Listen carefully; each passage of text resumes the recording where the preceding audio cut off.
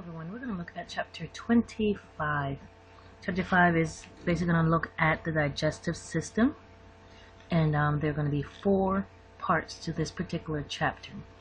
So we're going to look at nutrition, the digestive system. We know that it's uniquely designed to turn the food that we eat into nutrients, which the body uses for energy, for growth, as well as for cell repair.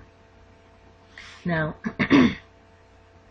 when we studied the digestive system, it's basically like an assembly line where things are working. No, it's like a de-assembling line where things are being ingested as whole products or whole macro nutrients or macromolecules, and are being broken down into smaller parts. So that's why they call it a de-assembling line. So it's going to break down these nutrients that we consume. For example, when we consume carbohydrates, such as pasta, even bread, it's going to break down to its smallest form in order for it to be utilized for energy, or ATP. So it's broken out to glucose. Okay. So if there's any type of disorder within that particular tract, and treatment is needed, there's a particular study called gastroenterology that will actually study the entire tract, as well as the treatment, and make any type of diagnosis for any disorders that they have.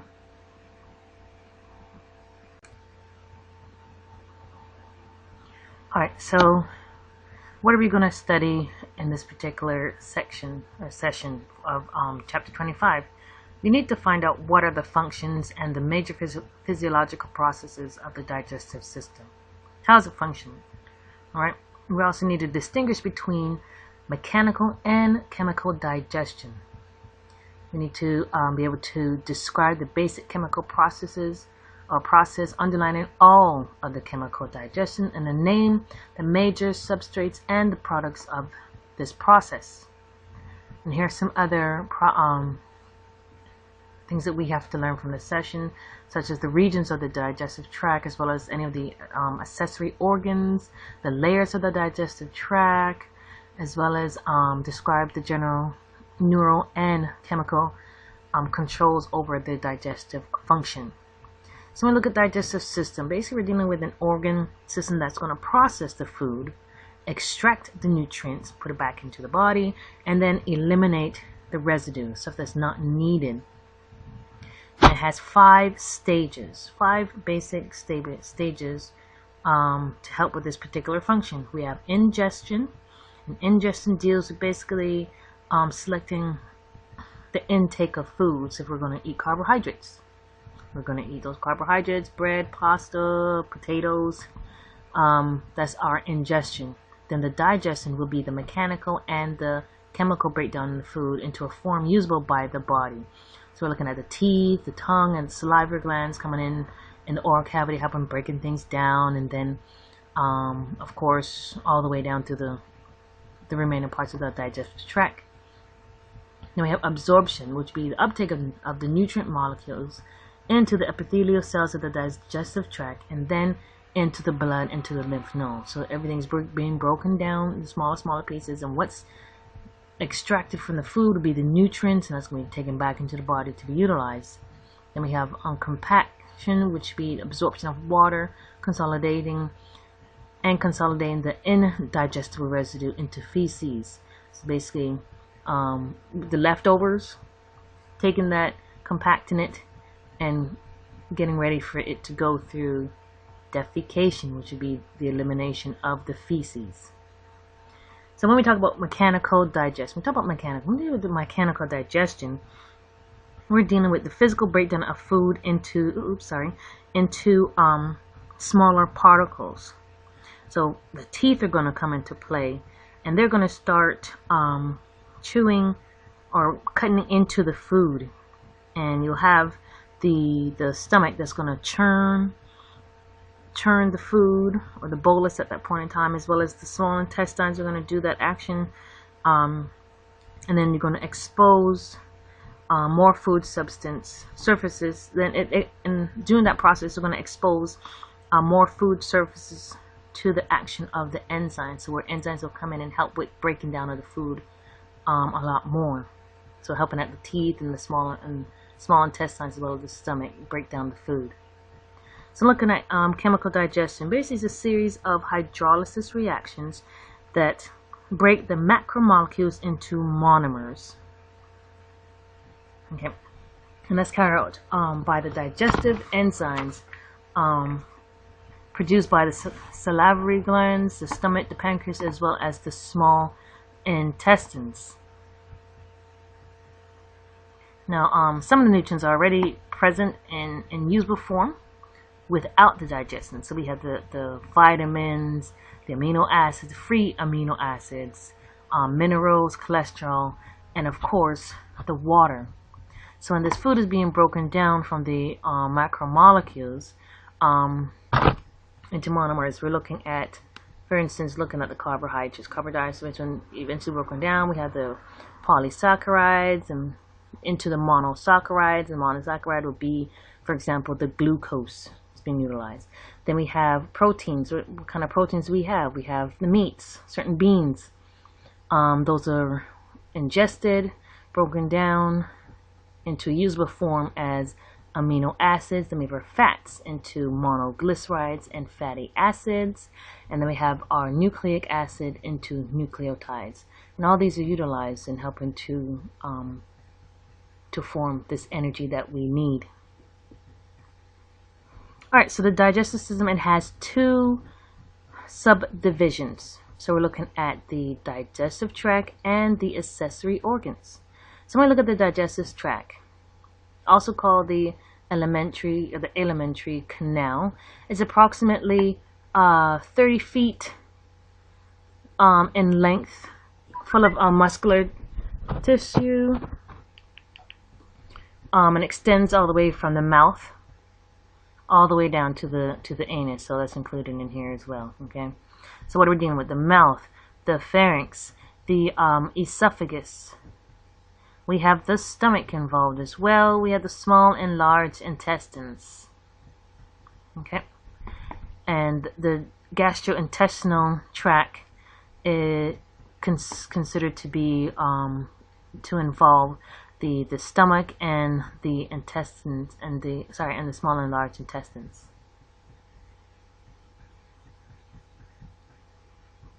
Now when we look at the accessory organs, those are the teeth, the tongue, the salivary glands, the liver, the gallbladder, and the pancreas.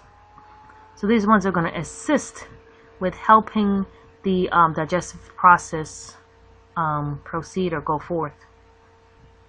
Now the digestive tract is open to the environment at both ends, the mouth as well as to the anus, and the material in it is considered external to the body until absorbed by the epithelial cells. Now most of the digestive tract, it follows a basic structural plan, and it has a wall that's composed of a number of tissue layers. So let's look at these layers here. There's a number of tissues. Now we're going to look at it from the inner aspect to the outer aspect. So when we look at the inner, what do we have in the inner? We have the mucosa. The mucosa with the epithelium, the lamina propria, and of course the Muscularis mucosa. We have the submucosa, which is right here. This area here is our submucosa. This is our mucosa.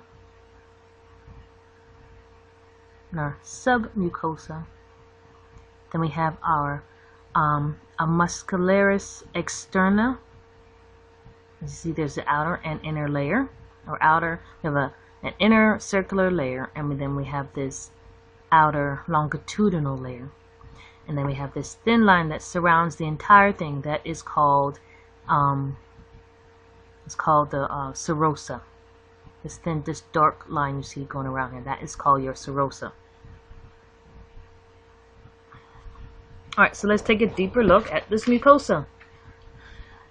Mucosa, here we have, it's going to line the lumen, and it's going to consist of an inner epithelium. So here we have it here. Here's this inner epithelium. Of course, just by looking at it, you can tell that it is stratified. No, it's a simple columnar in most of the digestive tract. You can see, if you guys remember your tissue types, a simple columnar, and then of course from the mouth through the esophagus, and then the lower part of the anal canal, that will be your stratified squamous type of cells. Okay. And then when we look at the other layer, which is underneath the other portion of the mucosa, we have the lamina propria, and that is consisting of loose connective tissue. Then we have this third portion of the mucosa, which is the Muscularis mucosa, and that's that thin line of smooth muscle going around the entire thing, the entire lining, or the entire membrane. And this is what's going to create grooves and ridges, just to enhance the surface area and contact with the food. It improves the efficiency of digestion as well as nutrition. Now, MALT, mucosa associated lymphatic tissue. That is the mucosa that exhibits an abundance of lymphocytes and lymphatic nodes. And then it extends into the submucosa in certain regions of the GI tract. Alright, so let's look at the mucosa. With this submucosa, it is a thicker layer of the loose connective tissue, and this is the layer that's going to contain the blood vessels, the lymphatic vessels, the nerve plexus, and in some glands, in some places, it's going to secrete mucus. Now here we'll have the MAL, the mucosa, MALT, the mucosa associated lymphatic tissue. They're going to extend into the submucosal regions, just in certain areas, or certain regions of this particular of the GI tract. Then we have our Muscularis externa. The Muscularis externa consists of usually two layers of muscle near the outer surface. So here we have our Muscularis externa. It has the inner circular layer, and with that inner circular layer, you'll see it in various areas of the digestive tract. Now the cells of the inner layer, they're going to encircle the tract, while those of the outer layer are going to run longitudinal. Various sphincters, which are like little valves that control the entrance or even the exit of the bolus or of the feces being removed. They're just there just to control the passage of various material. Okay, and the longitudinal layer is responsible for the motility that moves the food and, of course, the residue. Alright, so look at the serosa. The serosa, as I said, is this very thin layer of areolar tissue, and it's topped by the simple squamous mesothelium. Now it's going to begin at the lower 2 to 4 centimeters of the esophagus, and it's going to end all the way down to the rectum. Now the pharynx is most of the esophagus and the rectum, those are surrounded by the fibrous connective tissue called the adventia. And here's another view of another diagram of the various layers of the digestive tract. Here you have in here, what do we have here? This is our mucosa with our different layers. You have the stratified squamous layer, which is this pinkish or purplish color, and within the mucosa you also have the lamina propria. You also have the Muscularis mucosae. Second layer, sorry, is the submucosa. See here going around.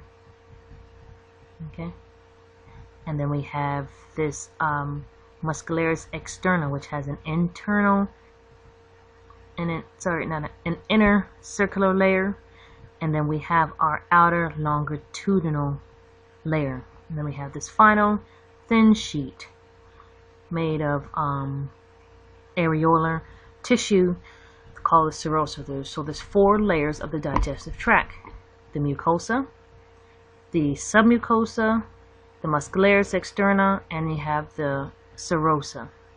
Which one has the blood vessels? Which layer would have the blood vessels? Look closely, it's there for you. It will be the submucosa layer. Contains all those beautiful blood vessels. Okay.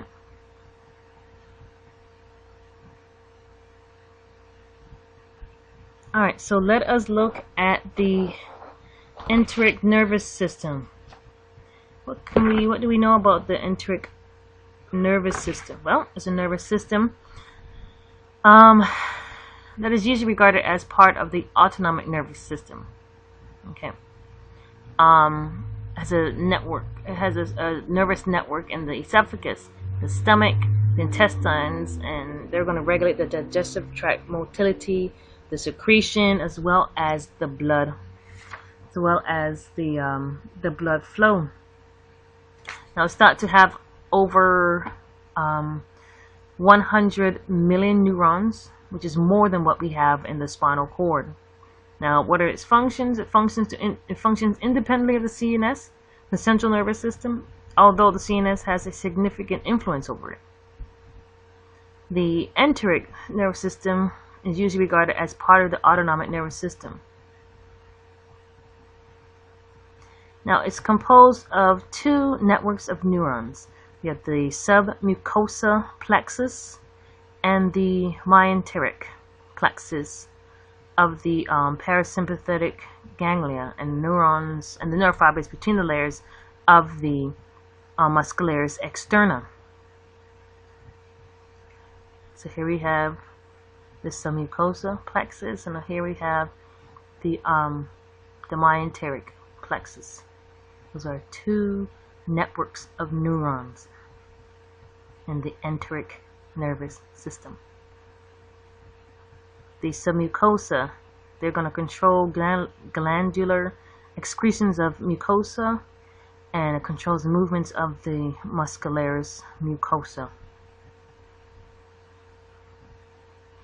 And the myenteric, they control the peristalsis and other contractions of the Muscularis externa. Just where you see where the extensions are, where they're located, of course. Here we have the Muscularis interior and the exterior, and where they're located is very obvious that they are going to control things in this particular area. Alright, so let's look at mesenteries. What's mesenteries? Basically, a connective tissue sheet that's going to extend stomach and intestines from the abdominal wall. Now, the stomach and intestines must be free in order to move in the abdominal cavity, and are tightly bound by the abdominal wall, but are suspended extended from it by the mesenteries. Here's the mesentery, and see how it is connected to the intestines. Okay, now of course they're going to hold the abdominal viscera and basically in the proper relationship and prevent the intestines from becoming twisted. They also provide passage for blood vessels, as you see the blood vessels here, the red and blue blood vessels, and nerves, as well as containing some lymphatic nodes and vessels.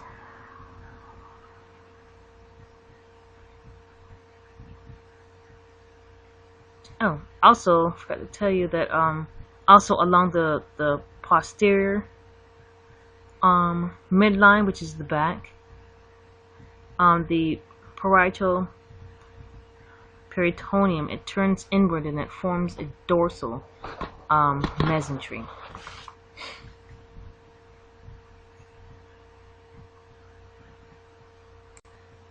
Okay, so when we look at the parietal peritoneum, here we have the parietal peritoneum. I see that it's going to line the wall of the abdominal cavity, so it's going all the way around. Okay, then it turns inward along the posterior midline. So here's your anterior view, your anterior aspect, and then it turns inward, coming back in towards anterior line along this posterior midline. Then it's going to form this dorsal mesentery. So this will be your dorsal mesentery. The dorsal mesentery is a two-layered membrane extending to the digestive tract. It also has a ventral mesentery. The ventral mesentery is basically two layers, which you see here. That you see two layers here that are going to come together again on the far side of the organ, and then continue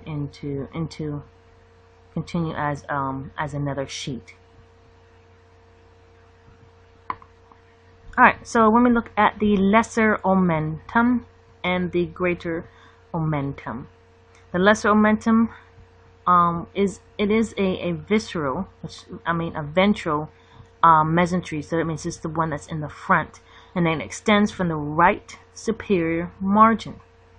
So here's your right side, right superior margin. This is your right side, it's your left side, and the right superior margin of the stomach to the liver. Okay. Now another membrane, which is the greater omentum, it hangs from the left inferior margin of the stomach, and then let's see. Okay, here we go. From the left inferior margin of the stomach, and then loosely covers the small intestine like an apron. So it's just going to have a nice sheet that goes right over the small intestines.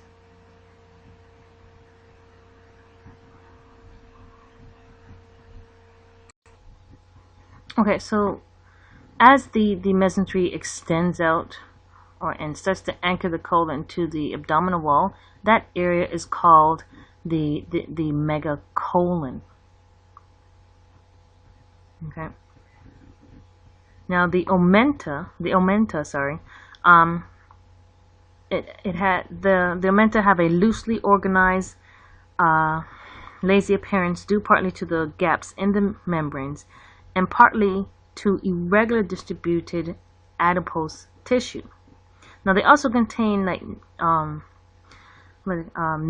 lymph nodes, lymph vessels, blood vessels, as well as nerves, and they're going to adhere to any type of perforations of inflamed areas of the stomach, the intestines, and of course they're going to contribute to immune cells in the site and any type of isolated infections. Now, an organ that's enclosed by the mesentery or the mesentery on both sides is considered to be intraperitoneal. Okay, and we're looking at parts of the stomach, the liver, the small and large intestines. Now, an organ lying against the posterior wall and covered by the peritoneum anteriorly only is said to be retroperitoneal. So we're looking at the duodenum, most of the pancreas, and parts of the large intestines are considered to be retroperitoneal. And the stomach, the liver, and other parts of the small and large intestines are called intraperitoneal. Now the motility and the secretion of the digestive tract are regulated by the neural, hormonal, and the paracrine mechanisms. Now neural controls, they include short and long autonomic reflexes. Now in the short reflexes, stretching and chemical stimulation, they start to act through the enteric nerve plex, and they're going to stimulate contractions in the various regions, such as in the peristalsis, contraction of swallowing. It's when you're swallowing. Then we have the long reflexes, and they act through the autonomic nerve fibers, and they carry sensory signals to the P and S, and they convey motor commands back. Now the parasympathetic fibers of the vagus nerve, they are essentially important in stimulating digestive motility and secretion. Now we have a number of hormones that play a major role in this system, such as the gastrin and the secretin, and they're produced in the digestive tract, and they're going to stimulate relatively the distal parts of the digestive tract. Now the paracrine secretions, such as the histamine and the prostaglandins,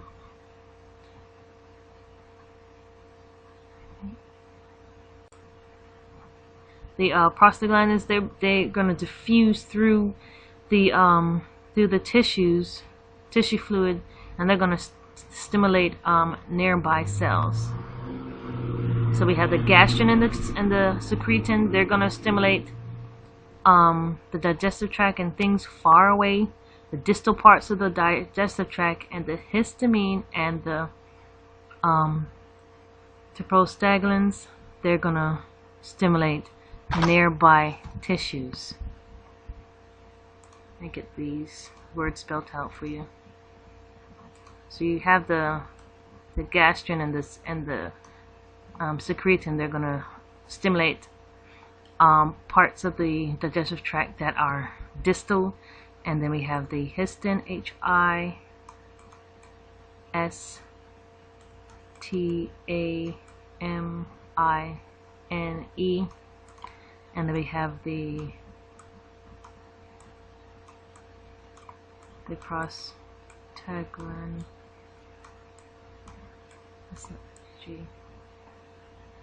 Prostaglandins. They're going to stimulate various tissues that are close by. So remember, you will see these two again. Which ones are going to stimulate? The ones far away, distal part of the digestive tract, these two, and these two are going to stimulate the ones that are at the nearby tissue cells.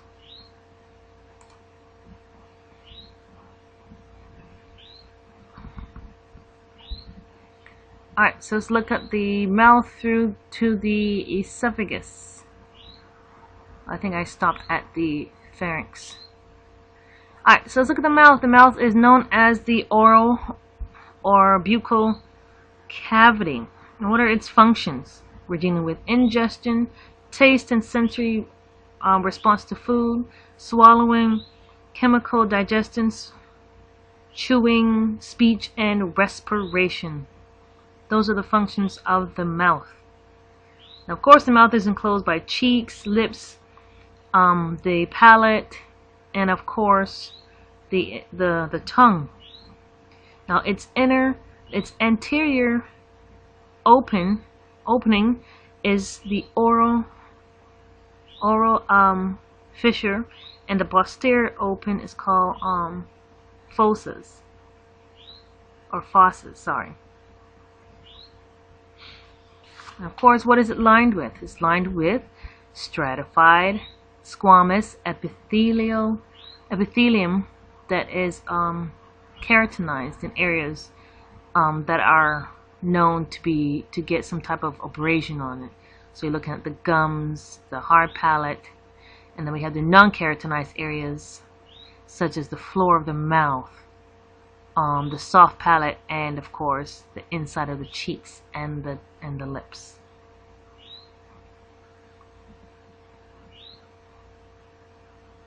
Now the cheeks and lips, they retain food, and they're going to push it between the teeth for chewing. Now they're essential for what? To articulate speech and for sucking, as well as for blowing actions, like blowing out a candle, or when a baby is in that suckling stage. Okay. Now their fleshiness is mainly due to subcutaneous fat, the buccinator muscles of the cheek, and the orbicularis oris of the lips. Now we have a median fold. That median fold is called the labial frenulum.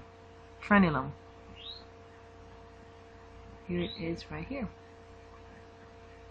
We have a inferior and we have a superior.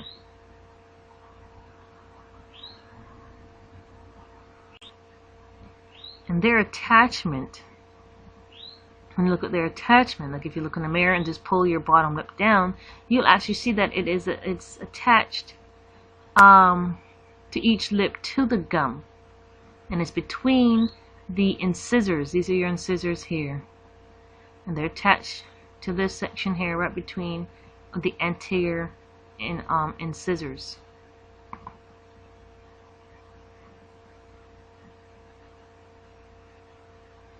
Okay, so the lips are divided into three areas. We have the cutaneous area, the red area, and the labial mucosa. The cutaneous area is colored like the rest of the face, and of course has hair follicles and sebaceous glands. So what are we looking at? We're looking at this part up here where people will have a mustache or a beard. Okay. Then of course we have the red area. The red area is the hairless region where the lips meet. Okay. Here you have blood vessels and nerve endings that are going to come closer to the epidermal surface. Then our last area will be your labial mucosa, and that's the inner surface of the lip. So when you turn your lip inside out, that is the labial mucosa. So that's the area that's going to face like the gums and the teeth. That's in here. When you pull your lip out and look inside, just look at the inside of your lip. That's the labia mucosa. Alright, let's look at our tongue. The tongue. It is muscular, it's bulky, and it's very agile and a sensitive organ. Now its surface is covered with non-keratinized stratified squamous epithelium, and it has bumps and projections called the lingual papillae. Now the anterior 2/3 of the tongue is considered to be the body, and it occupies the oral cavity. Now the posterior 1/3 is considered to be the root, and that occupies the oral pharynx area. So let's take a little more look at the tongue in more details. What do we have? We have this V-shaped row of papillae, and they're going to mark the boundaries between the body and the tongue. There we go. And they're called the valate papillae. Valate papillae. Then we have this area right here, which is behind the valate papillae, and that area is called the terminal sulcus. we have a median fold that's going to attach the body of the tongue to the floor of the mouth. We don't see it really in this particular diagram, but it's called the lingual frenulum.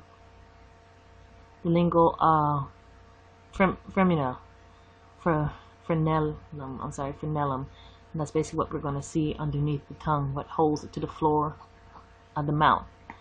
Now, of course, we have various muscles. We have over 600 muscles in the body. So we're going to have intrinsic muscles that that are contained entirely within the tongue, and they help produce tongue movements, of course, with speech. Then we have intrinsic muscles with origins elsewhere. Okay, like these muscles here. But they insert into the tongue, which is very neat that we have this one here. And they're going to produce strong movements of food manipulation. And here an example of some of them that we have: the styloglossus, the genioglossus. These are just a few of the muscles that we have that are extrinsic muscles.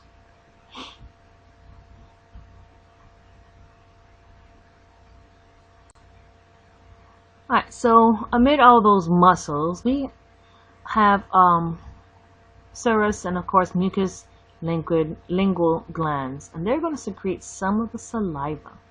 Now the lingual tonsils, they are contained in the root of the tongue. Here are lingual tonsils, right here. It's a beautiful picture. Alright, so let's look at the palate. The palate, it separates the oral cavity from the nasal cavity, and it making it very possible to breathe while we are chewing. Now we have in the anterior portion. Okay, in the anterior portion, it has a hard palate, and that's that bony area here at the top or the roof of the mouth. Okay, and it's supported by the palatal process of the maxillae and the smaller palatine bones. It does have some ridges, transverse ridges. So you see them going across. So you can get this mouse working. Here are those ridges, and those ridges are called palatine rugae. R-U-G. Here we go. Palatine rugae. Sorry, R-U-G-A-E. And what's their purpose? Their basic purpose is to assist the tongue or aid the tongue in holding and of course manipulating the food. Now posteriorly we have the soft palate. So the soft palate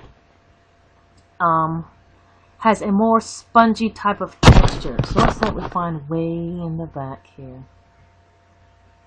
Back here will be our soft palate. Okay, and it's composed mainly of skeletal muscle and glandular tissue. Now it has a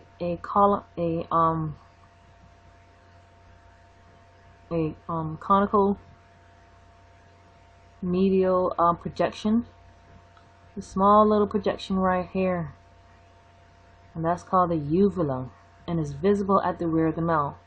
So when you open up your mouth very wide, you can see this uvula, this hanging in the back of the mouth. Now, what is the purpose of the uvula, you may ask? Basically, is to help keep the food in the mouth until you're ready to swallow. So yes, it does have a purpose. Now, we do have a pair of muscular arches. See these two arches here along the the soft palate. We have one on either side of the cavity. And they're going to begin superiorly near the uvula, and then follow the wall of the cavity to the floor of the mouth. Now the anterior one is called the palatoglossal arch, and the posterior one is called the palatopharyngeal arch, and that basically is going to mark the beginning of the pharynx. Now the palatine tonsils, they are located on the wall sorry, between the arches. Alright, let's look at our teeth just for a little bit. The teeth, they are collectively called dentination. Did I say dentination? Dentition. And basically they're there to masticate the food, to break it down. And break them into smaller pieces. Now, adult teeth, how many teeth does an adult have on their mandible? Basically, we have 16 on our mandible, and we have 16 on our maxillae. So basically 16 at the top and 16 at the bottom, giving us a total of 32 teeth. Now, from midline to the rear of each jaw, there are 2 incisors. We have canine, we have 2 premolars, and up to 3 molars. So basically, we're just looking at one side of the mouth.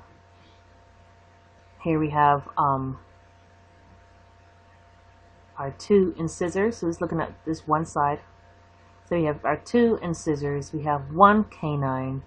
We have 2 premolars, and we have our 3 molars.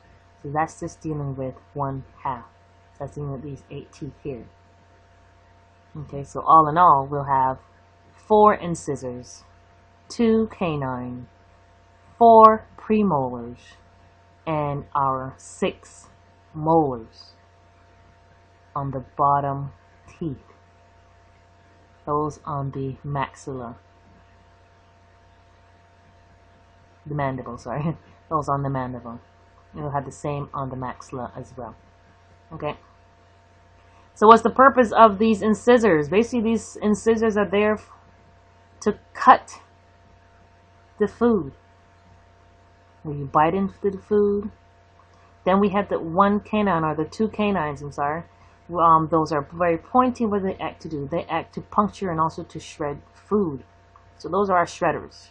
So think of wild animals, dog teeth.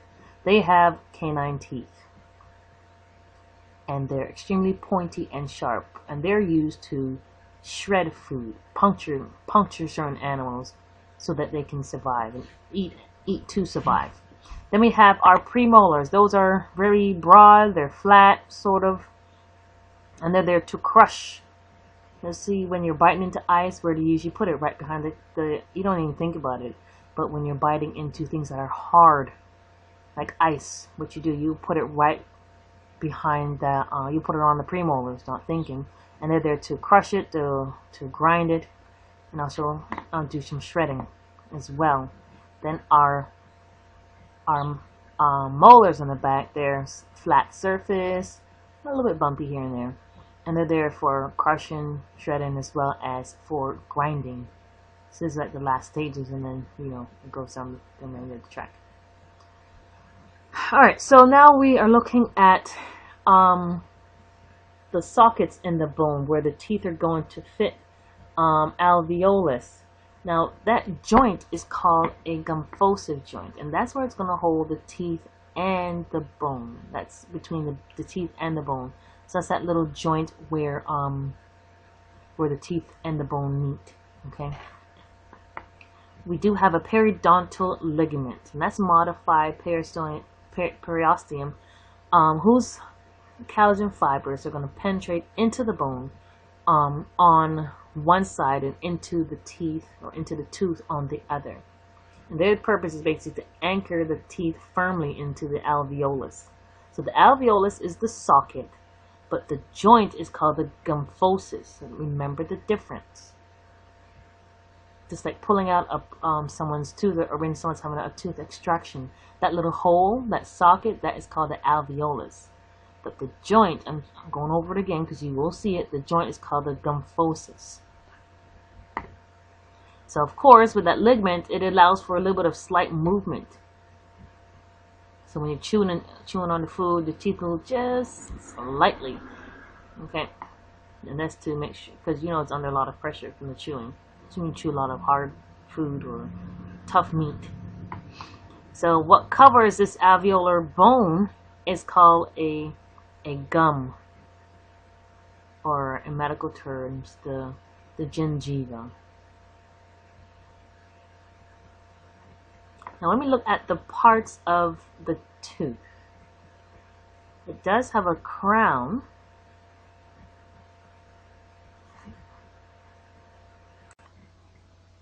Okay, I just added in a picture just a second ago, but so you guys can get a better view of what I'm talking about. Now the crown, when we look at the crown, we're still looking at the regions of the teeth. It has a crown, and that's the portion that we see that is above the gum. So here's the gum, here's the bone, and of course we have the tooth. So this section here that is above the gum is considered to be the crown. Then we have the root. The root is what we see that is below the gum, and it's embedded into the alveolar bone. Okay. So what I was saying on the previous slide about the alveolus, how the socket, when we remove or extract this tooth, that socket there is the alveolus, but the joint with the tooth and the bone is considered to be the gymphosis. Okay. All right. So when we look at the neck, that is the point where the crown and the gum meet. So this section right here, where the crown and the gum meet, that's considered to be the neck. And then we have the gingival sulcus, which is the space between the teeth and the gum, which is, you have a small little space in here between the teeth and the gum. Okay, and usually that's where you have, like if you're eating popcorn, it'll get stuck in that little section there between, and it's that you either get a toothpick or something else, or floss, to try and get the corn kernels or the corn, the popcorn out from. Is that what's between my teeth, or is it my gums? Yeah, that area there between the tooth and the gum, that's considered to be the gingival sulcus. Yeah, here's another picture there. Alright, so dentin. When we look at dentin, dentin is that hard yellowish tissue that makes up most of the tooth. Of course, we know what enamel is, and that's that covering over the crown as well as the neck of the tooth. Now, once it's gone, it cannot regenerate. Like you see, I've seen in a lot of the commercials, enamel. How once it's lost, it's lost. A lot of the foods that we eat that we don't realize that we eat, that realize contains a lot of citrus, some citrus fruit that we contain. We don't realize that it does wear away on our enamel. Okay, and there's like oranges, pineapple, strawberries. Alright, so now we have the cementum, and that's what covers the root. Let me see, get this working. Here we go. This is what covers the root. Here we go, right in here. That's what covers the root of the tooth. Now, they are living tissue and they can regenerate. The dentin as well as the cementum are living tissue and can regenerate.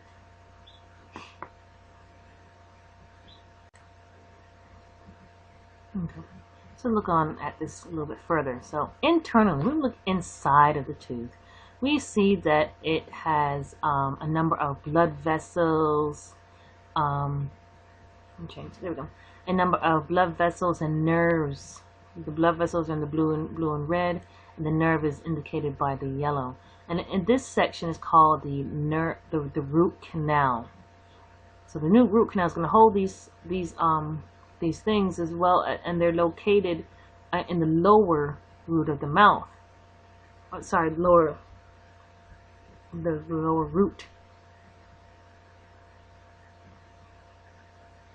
Now these spaces, of course, they're occupied by pulp, mass, loose connective tissue, blood, lymphatic vessels, and nerves.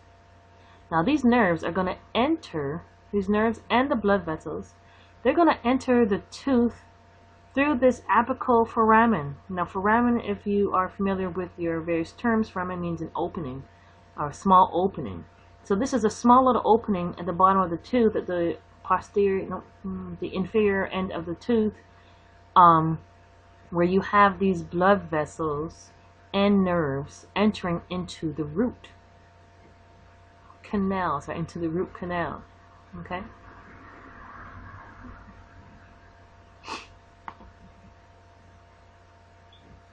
Now the meaning of the teeth when the mouth closes is called an occlusion, and the surfaces where they meet are called the occlusal surfaces.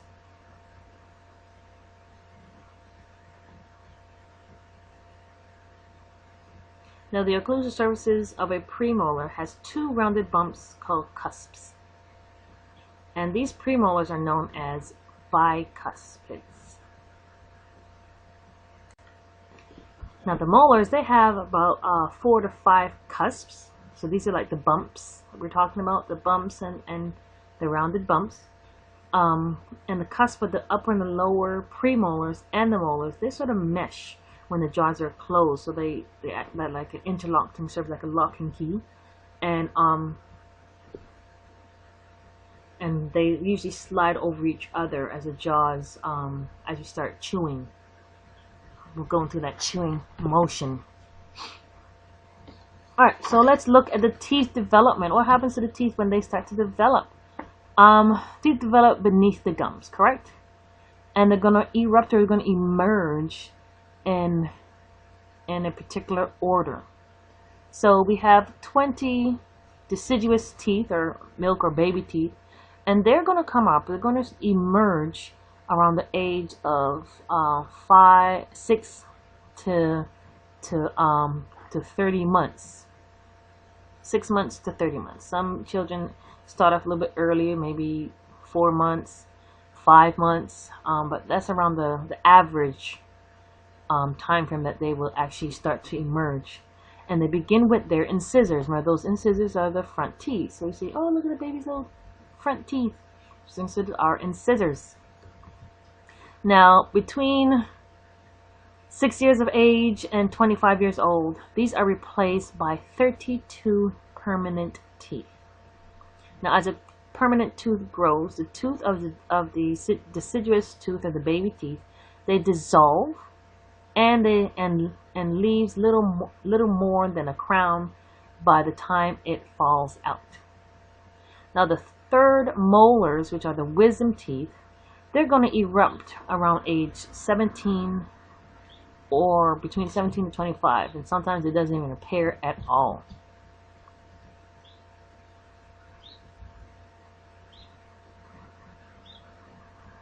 Alright, so the human tooth is home to, we know, a lot of disease, a lot of microorganisms and stuff. Just think about it.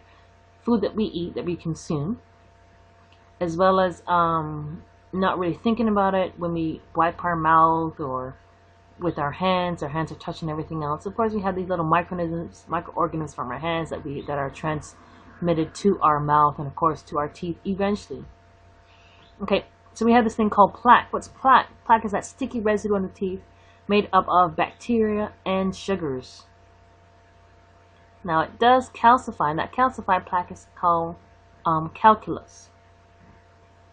Now, bacteria, it starts to metabolize sugars, and when it does that, it's going to release these acids that are going to dissolve the materials of the enamel, and the dentin to form dental cavities. So those sugary things that we eat, wow, the bacteria is going to metabolize it, basically break it down. During that breaking down process, it's going to release these acids, and these acids is what's going to get into to our teeth and start removing the enamel of our teeth as well as the dentin, causing us to have to use cavities to basically patch it up.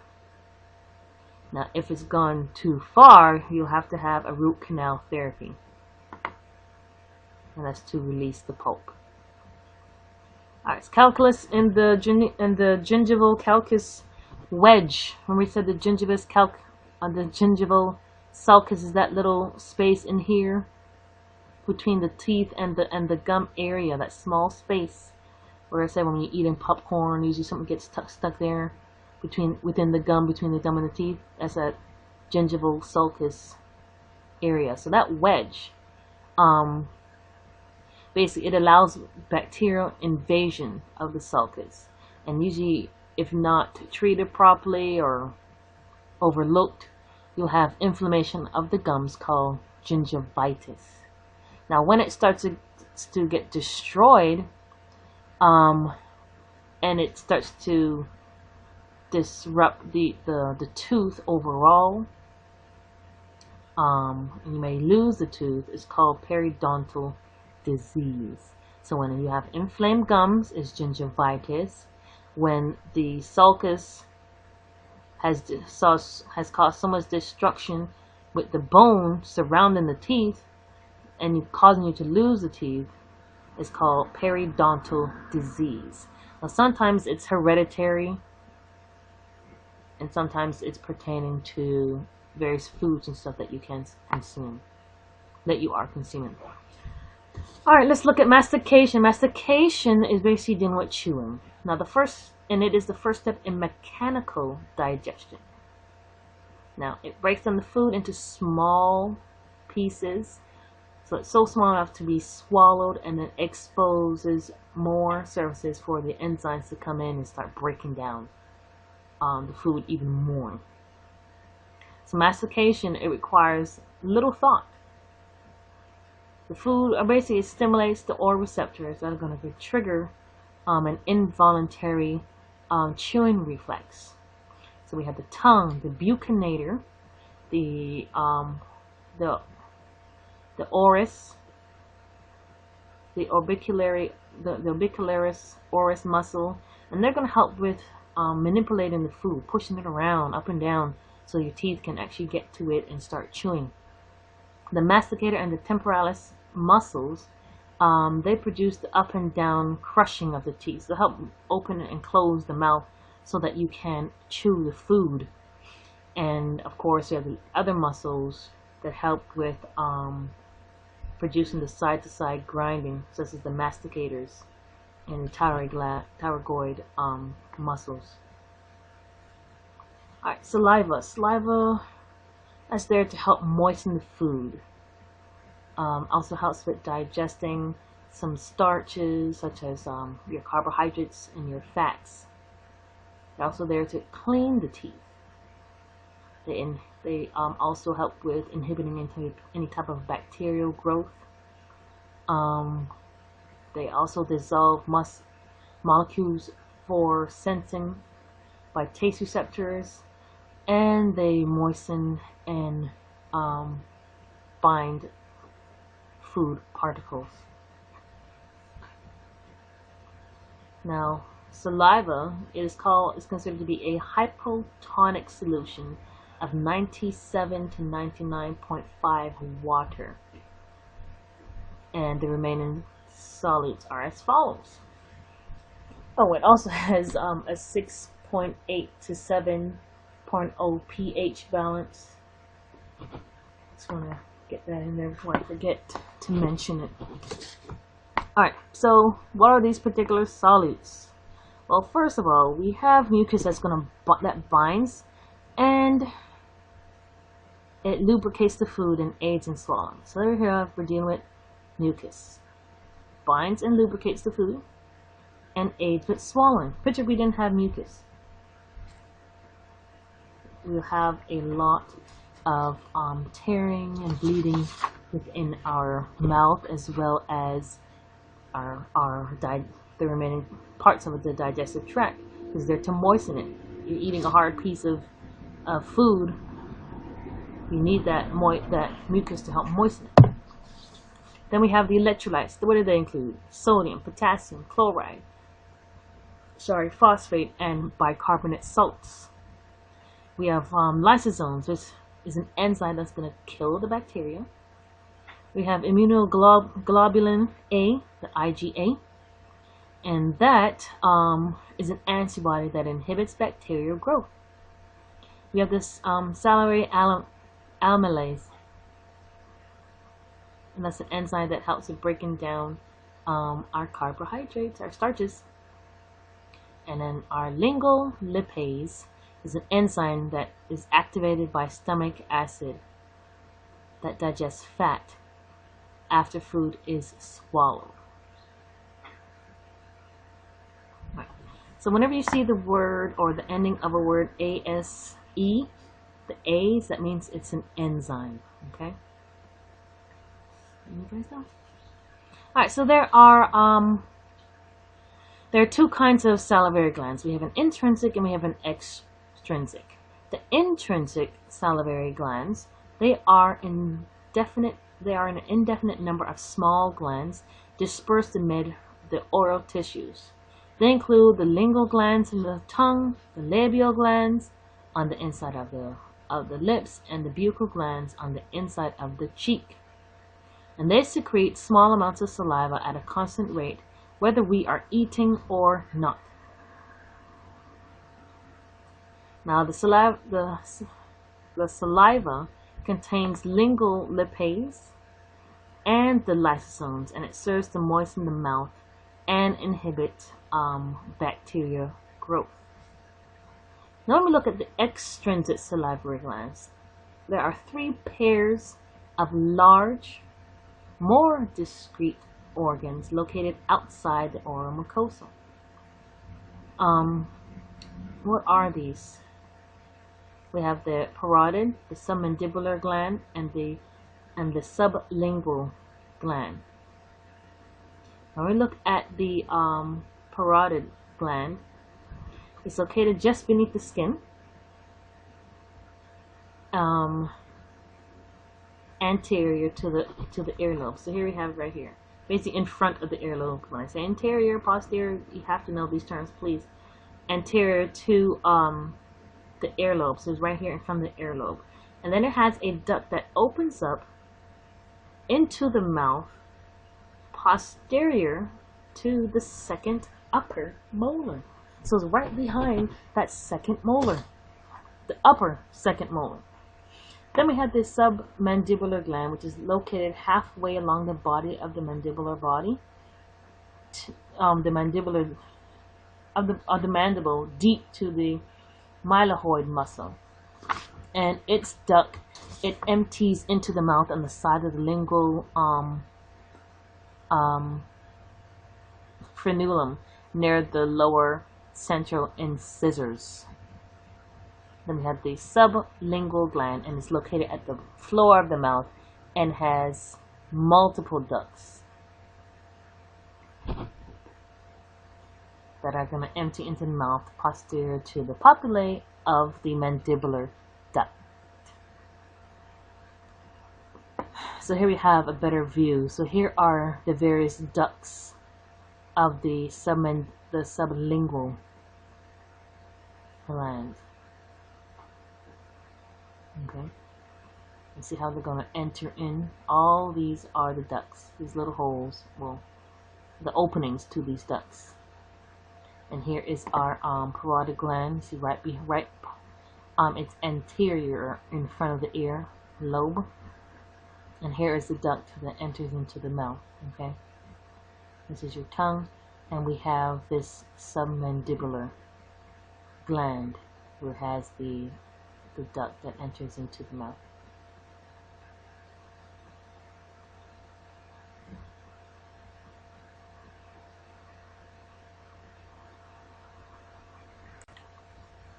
Alright, so salivation is the production of saliva. Right. The extrinsic salivary glands, they excrete approximately 1 to 1.5 liters of saliva per day.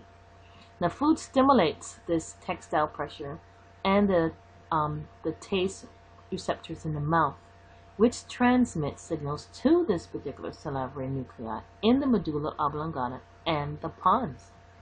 Now, these nuclei also receive input from higher brain centers so that even the odor, sight, or thought of food can stimulate salivation. Now, irritation of the stomach and the esophagus can also stimulate salivation. Now, the salivary nuclei, they need signals, they send signals, to the glands by way of the autonomic fibers in the facial and the glossopharyngeal nerves.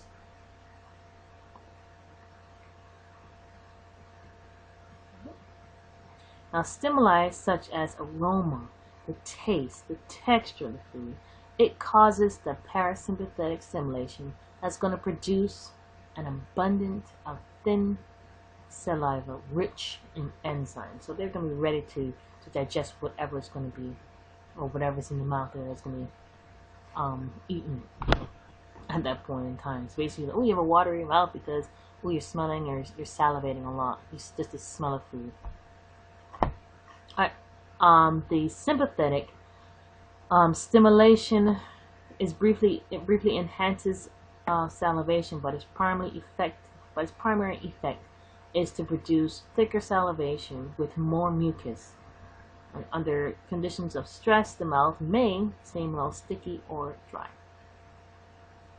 Now, salivary amylase, which is that enzyme that helps with breaking down with the starches. Breaking down our digestion starch as food is chewed. Now, while the mucus in the saliva binds to the food, it starts to form a little mass, and that mass is called bolus.